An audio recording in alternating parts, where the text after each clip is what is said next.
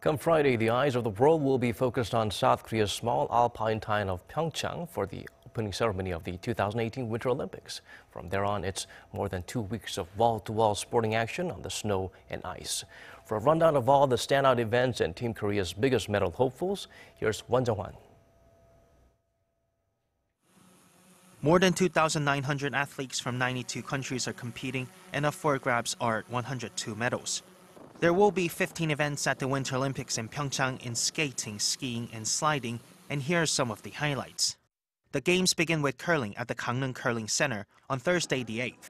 That's the day before the opening ceremony, and they'll be starting with the mixed doubles matches. The day after the finals of the 13th will be the start of the men's and women's curling, with the finals to come on February 25th. The first and last gold medal events are both in cross-country skiing, known as the marathon on snow. The first victory ceremony, where medals are presented, takes place on Saturday the 10th for the women's 7.5 and 7.5 kilometer skiathlon. The final victory ceremony in cross-country for the women's 30-kilometer mass start classic will take place just before the closing ceremony on the 25th. Short track speed skating, where South Korea has won 21 of its 26 previous Winter Olympic gold medals, starts on February 10th at the Gangneung Ice Arena. Following days will see the men's 5,000-meter finals, the women's 1,500-meter finals, and many more races through the 24th.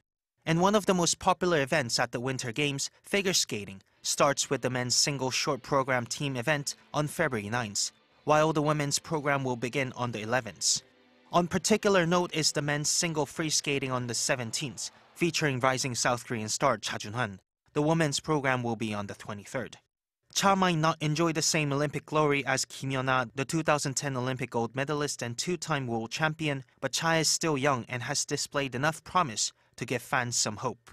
While Team Korea has had strong skaters, they have never won medals in sliding or snow events. But it seems a new chapter could be written in PyeongChang. Alpine snowboarder Lee Sang-ho came in first in several recent global competitions, garnering hope for another Korean gold a few days before the game's end.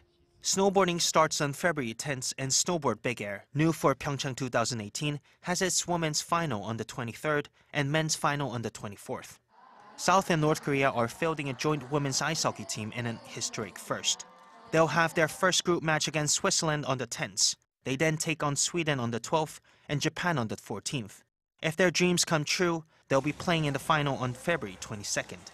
The PyeongChang Olympics come to a close on February 25th with a closing ceremony where the mayor of PyeongChang will pass the Olympic flag to the IOC president, who pass it to the mayor of Beijing, the host of the next Winter Games in 2022.